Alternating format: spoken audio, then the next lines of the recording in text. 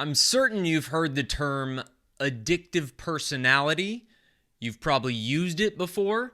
You may even think you know what it means or that you have it. Turns out you don't. It's not even a real thing, and it might even be causing damage to use it. I'm JT. I'm in my mid-30s, have a 10-year media career, and nearly a decade of sobriety. So how did another middle-class kid turn into a blackout drunk and a heroin junkie? More importantly, how did it change, and where do we go from here? This is my story. Okay, before we get into this, I know I'm not wearing sleeves. It's like my whole wardrobe is just descending. Before, a t-shirt was my monkey suit, and now I have no sleeves. You know what? It gets really hot in here. Also, I have now worn every t-shirt that I own in these videos. So this is why we're getting down to the skivvies here. But whatever. You know, I got to a point, like, my hair needs cutting too. My guy who's been cutting my hair since I'm 16 is out of commission. So I'm getting scraggly, and I'm feeling, you know what, just bring it all to him. You know, this is what I look like normally. In fact, actually, I have no makeup on, and my hair is not done at all. But I am wearing sleeveless shirts around the house mostly. So we're getting closer to the real thing here. Okay, addictive personality. I thought it was a thing. In fact, when I was growing up, I used to have friends tell me that I had an addictive personality.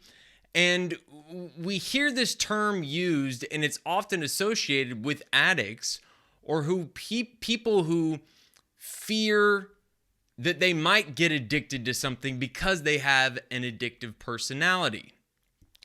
Turns out what they're really referring to is usually compulsion or impulsivity. So like when I was a kid, I never had any compulsions, but I was a little more impulsive, right? You're a teenager, your brain's not fully developed.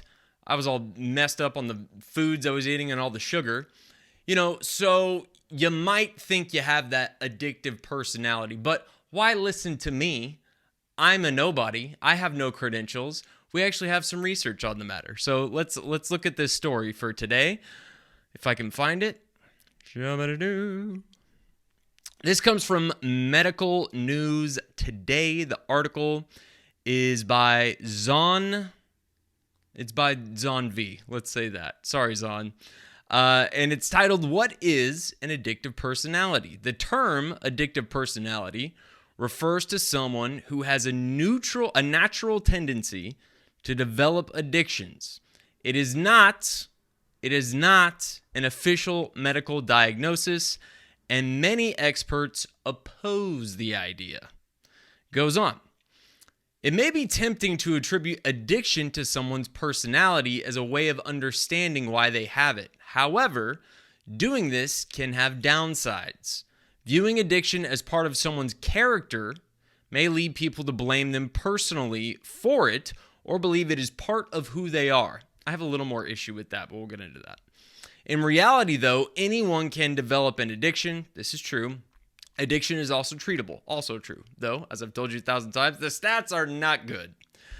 That said, some traits are more associated with addiction than others. For example, a 2018 study found impulsivity was common among adolescents with addictions. This does not mean they have an addictive personality, but that certain traits may raise the risk of someone trying an addictive substance.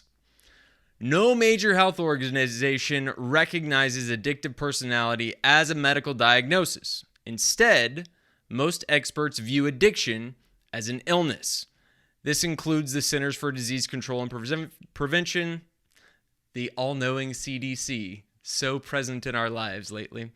The National Institute on Drug Abuse defines addiction as a chronic, relapsing disorder, which means it can come and go over long periods. To an observer, it may look like relapses occur due to someone's personality, when in truth, they are a part of the illness. So the story goes on.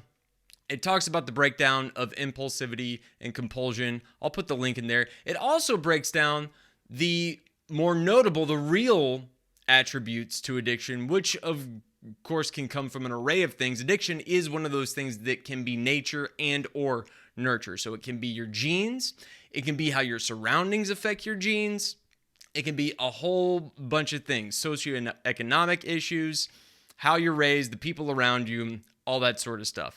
But it is not, as this points out, an aspect of your character. So, an example. I've seen this in my life many times. Someone, anytime they get into something, say it's a video game, or it's bike riding, or it's tennis, whatever the hobby is that they try for the first time, they go all in and they're doing it all the time. And so they say, or someone says to them, you've got an addictive personality.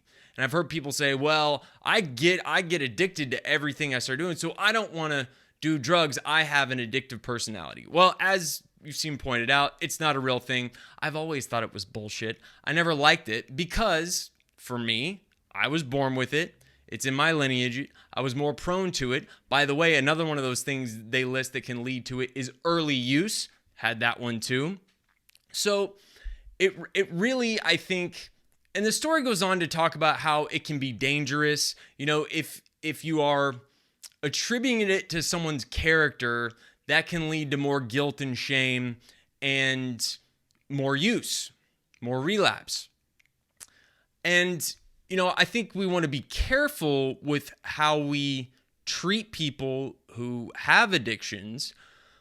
But I also do think it does become part, at least in my experience, it did become part of my character. Being an addict was intrinsic, as well as it did become part of my moral fiber. My behaviors were all either because or in concert with my addiction. And even today, as I'm sober 10 years, addiction is part of my character. It is part of who I am, but now it's just as much of, oftentimes even more of, a good thing than a negative thing. But as we've talked about many times before, the negative parts of me, my character defects, my flaws that led to use when I was using, still come up. They're still part of me, even though I'm better at managing them and I'm better at dealing with them. My higher power has tamed them in certain ways. They're still part of my character. They're still part of who I am. My temper is still an issue. My penchant to be codependent, to behave badly in loving relationships, and to lose my mind over the littlest things, just to name a few, are still all part of my life. And those are character traits of the addict that I am and the active addict that I was. So I think it's important to break that stuff down a little bit, because I believe it is part of my character. The addictive personality thing is just mumbo jumbo, in my personal opinion. I don't think there's anything to really look. Someone can be impulsive or compulsive or have certain compulsions or have OCD. And I put it in quotes. It's a real thing. Just, some people, it's just like, bipolar. People say they have it when they really don't have it. They have tendencies. But whether you have OCD tendencies or you have the real thing, you can also be an addict. Absolutely. You can be one of those people who gets totally crazy about hooked on every hobby you do, and also do that with cocaine or heroin or alcohol. But there's more going on that is specific to addiction when you have those compulsions towards the drugs and alcohol than just you're a compulsive person or an impulsive person. And again, the story lists them out. Your genetics, your surroundings, your socioeconomic, if you started using early, your lineage, your parentage, a million things can go into it, and any one of them can trigger it. But I don't believe it is just because you get crazy into every little hobby that you have. That's not what I believe. So my takeaway from the story, and I think it's a great breakdown, first and foremost, addictive personality is not a thing. No medical experts designate it as a thing.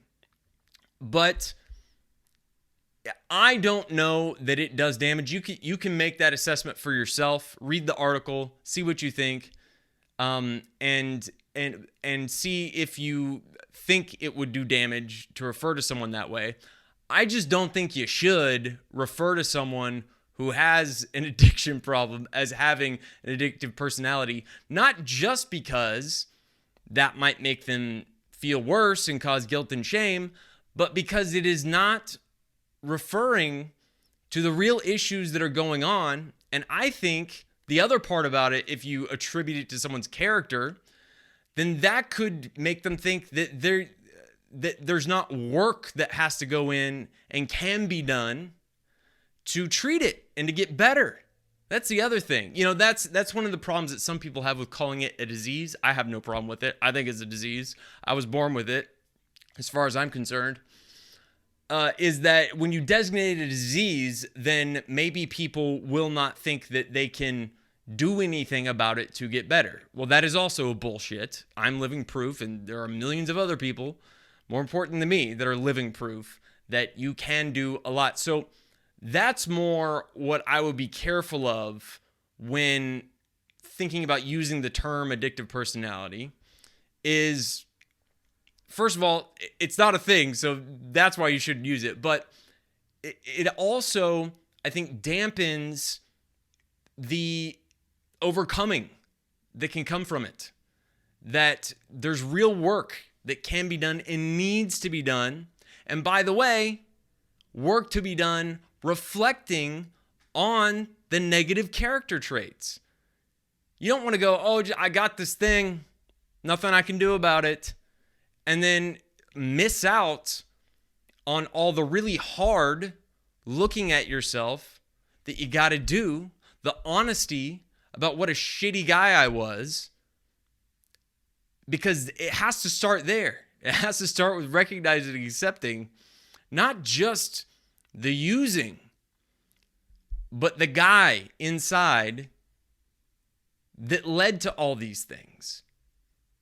So those are my thoughts. I think it's a great article on addictive personality. It's not a real thing. That's the biggest takeaway. Don't use the term. Use it. I don't care. Whatever. But just think about it before you're using it with someone who might have an issue. Okay? I do agree with that from the story. Okay, let's get the mail.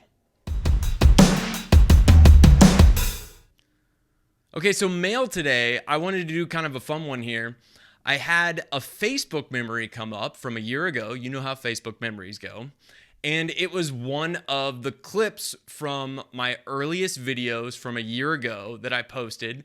And of course, I got to see the comments that came up from that. So I thought that would be fun to go back, see where we were a year ago, and see how people were commenting on things. And the video I did exactly a year ago this past week was the Willpower video, which kind of on a similar tone to this one. Basically, my thing that like willpower is also bullshit when it comes to my sobriety.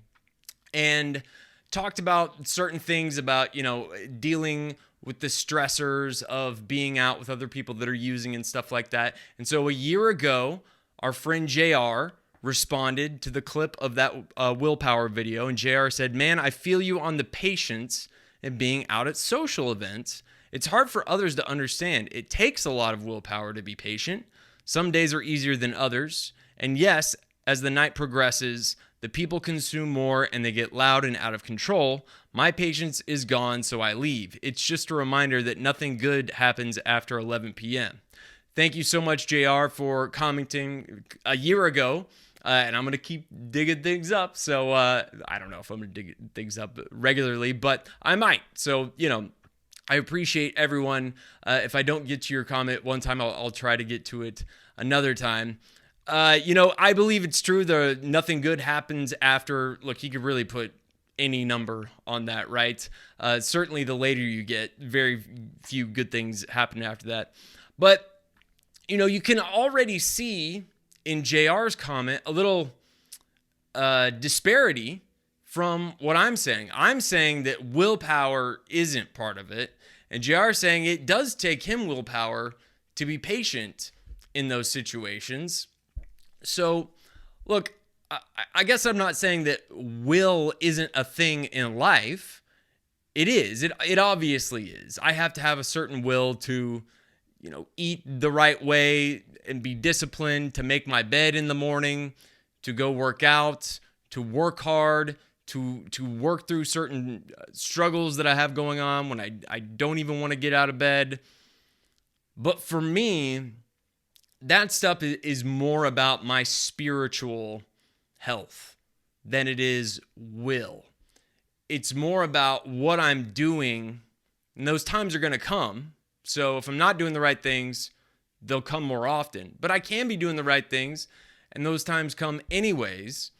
And I have to push through in certain situations, and I guess you can say that's will. But in others, get back on the horse and maybe do something completely different, totally disassociated from the issue I'm having, to get myself in the spiritual place. And I don't use spiritual, as you know, in religious terms. To be able to get on that horse and do that thing. So for me, when I'm in JR's example, and I am out at a social event where there's a lot of drinking going on, which is uncomfortable for me. You can see the video I've done I did on 4th of July last year about how I handle those situations for more detail. I don't see it as practicing willpower in those situations. I see it as I got to make sure that I am in the exact right spiritual place to go into those situations.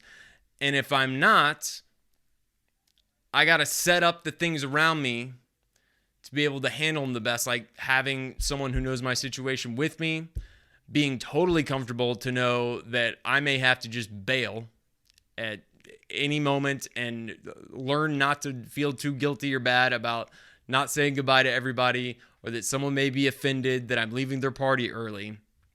That stuff for me personally is not about will, because I can't see a scenario at this point in my sobriety. If I stop doing things the right way, it may happen. But as things stand right now, I can't see a situation where a lack of will in a social situation with drinking going on would lead me to relapsing in that situation. For me, it's the thing that would lead to it is I'm not in a good spiritual place. I'm not in a good place with my recovery. I'm not in a good place with my sobriety. I'm not in a good place with my higher power.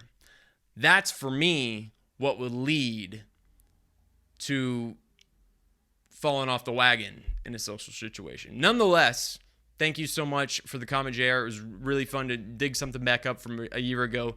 Can't believe we've been doing this more than a year now. If you would like to be part of the mail, would love for you to. You can be part of it just by commenting on this video on YouTube right here, right now. You can also feel free to comment when I post these videos on all of my social media handles. I do it every week. The handles are right here below. And you can also feel free to reach out with a DM to any of those. If you want a DM, it will start out always as a private conversation. And I've only used one of them in the past before, and I asked before I did it, so you can know if you want to have a private conversation that it is all behind the curtain. I will, like I said, if I ever used one of those, I would ask before. Anything else that we use from a comment on Facebook, Twitter, Instagram from public posts are fair game. Thank you so much for sticking around for this one. We'll see you next time. Hey family, if you like what we're doing here and you want to see more, please hit the subscribe button and the notification bell. Share it with someone who you think might benefit from watching this, and feel free to comment below. Love.